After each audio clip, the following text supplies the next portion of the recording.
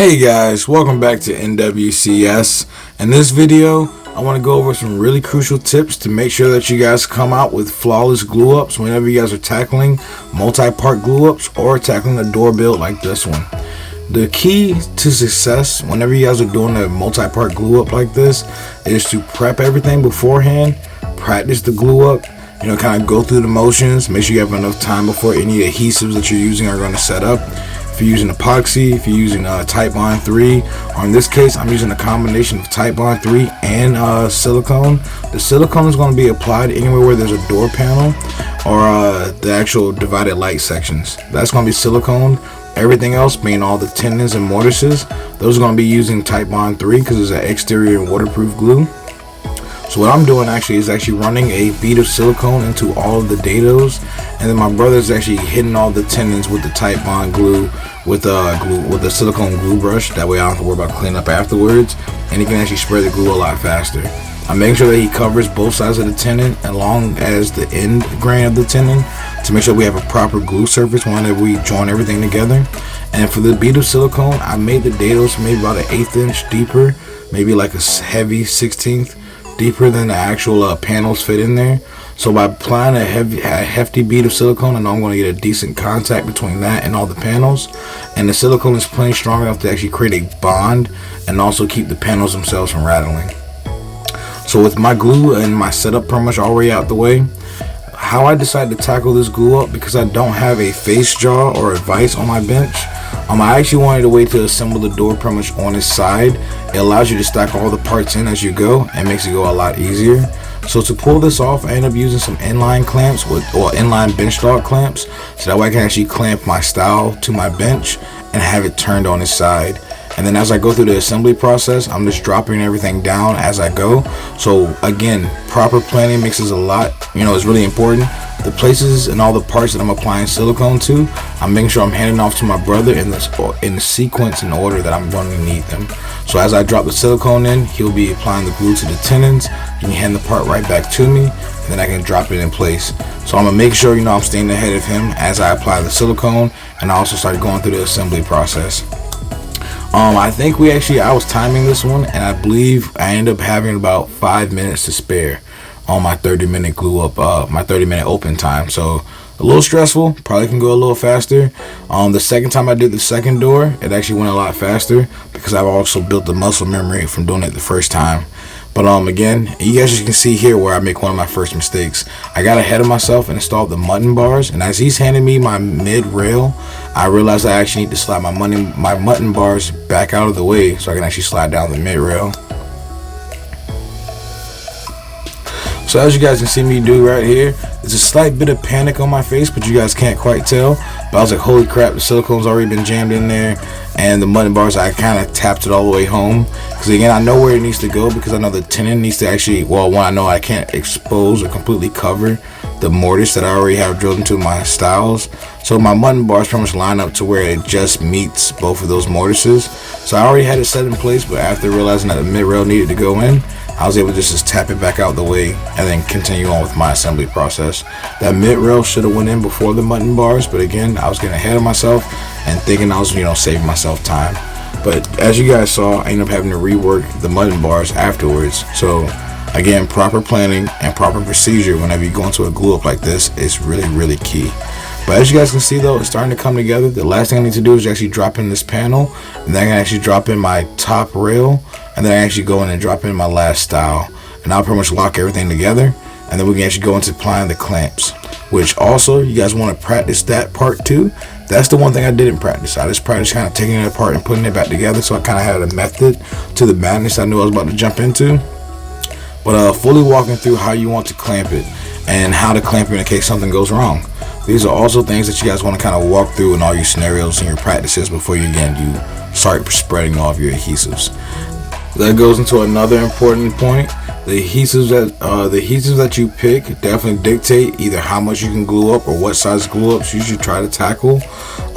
Titebond 3 has, I believe, 20-minute, maybe 30-minute open time before it starts actually getting tacky.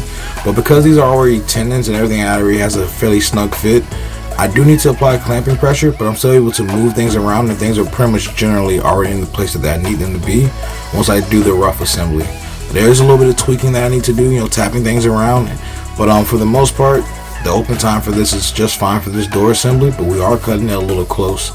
You don't want to use like a Type Bond 2 on any type of door glue up because it's just not enough time to spread all the adhesive that you need. So Type Bond 3 will be the adhesive of choice for any type of door glue ups like this. The silicone I use for all the dados just because I like to use something down into the groove to keep it from rattling. You can use something like space balls, which is like little rubber balls that go down into your dado, and they kind of make the fit nice and snug.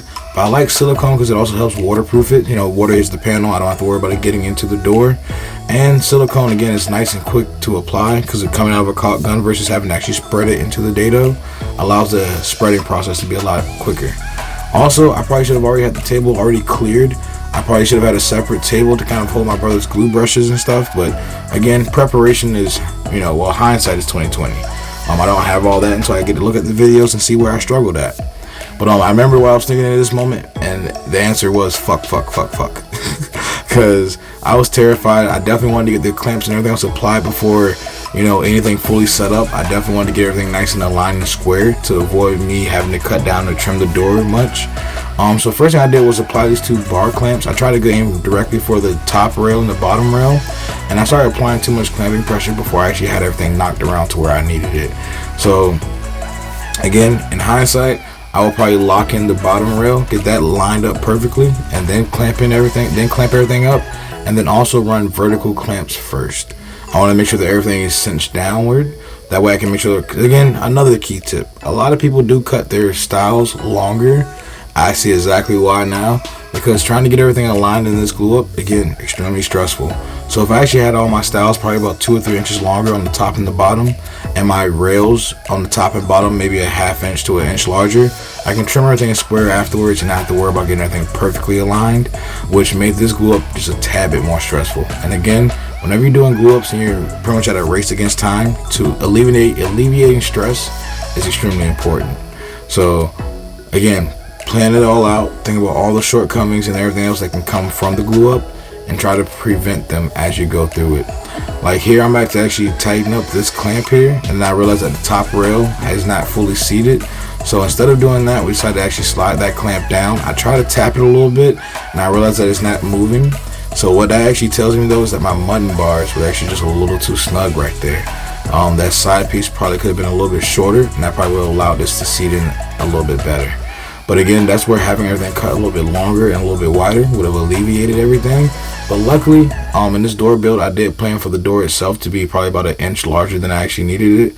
But having the rail stick past just alleviates me trying to, in this glue up process, stressing over something as simple as the top and bottom rail don't line up, because I know that I actually have enough room in the, in the rough door blank to do all my cutting and squaring everything up. Again, proper planning. So we're going to apply these last few clamps, and then I'm going to show you guys what it looks like when we're all done.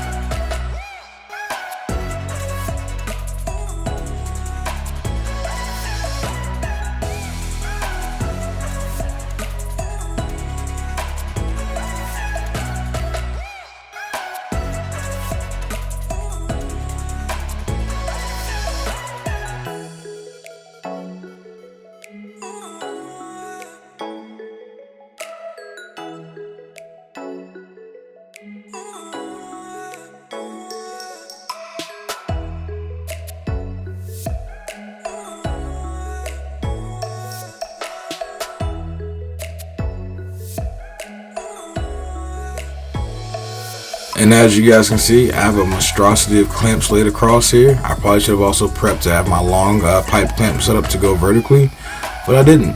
But if you guys have enjoyed watching me struggle, please make sure you guys let me know down in the comments. Leave me a like and go ahead and give me a subscription. I'll see you guys in the next one. Peace.